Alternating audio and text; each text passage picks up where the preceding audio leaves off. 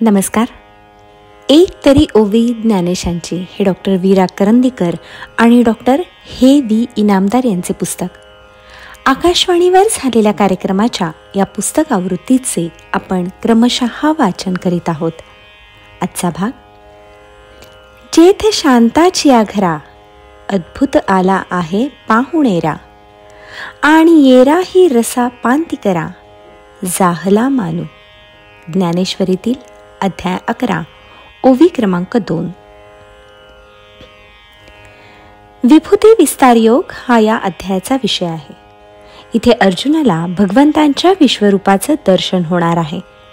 त्यामुळे या अध्यायातील कथा मोठी सुरस झाली आहे. विविध रसांचा अनुभव 11व्या अध्यायात येणार असला तरी त्या रसांना इथं कोणतं स्थान मिळालं आहे याचा खुलासा ज्ञानेश्वरांनी आरंभीच केला आहे. ज्ञानेश्वर सांगतात, या अध्यायामध्ये शांतरस हा मुख्य रस आहे. त्याच्या घरी अद्भुत रस हा पाहुणेरा आला आहे. अद्भुत रसाला शांत रसाच्या घरी पाहुणचार घडणार आहे. पण त्याच्याबरोबरच येराही रसा म्हणजे वीररस, करुणरस, वत्सलरस अशा इतर रसांना देखील पांतिकरा मानू म्हणजे पंक्तीचा मान लाभला आहे. शांतरसाच्या घरी अद्भुत रस आणि इतरही रस यांच्या पंक्तीची आपली ही मनोहर कल्पना स्पष्ट करताना ज्ञानेश्वरांनी एक सुरेख उदाहरण दिलं आहे. वधूवरांच्या लग्न समारंभात त्यांच्याबरोबर इतर वऱ्हाडी मंडळींनाही लेणी आणि लुगडी मिळतात.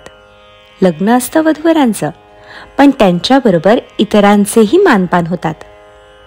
तशीच गोष्ट इथंही घडली आहे.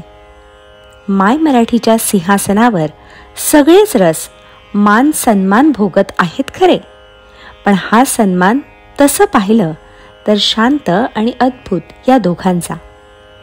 हे दोन्ही रस उघड्या डोळ्यांनी बघून घ्यावेत. जणू ही हरिहरांची भेट. अवसेच्या दिवशी चंद्र आणि सूर्य यांची गाठ पडावी, किंवा गंगा आणि यमुना यांचा संगम व्हावा, तसाच प्रकार आहे हा. या दोन प्रवाहात गीतारूपी सरस्वतीचा गुप्त प्रवाह मिसळला आहे.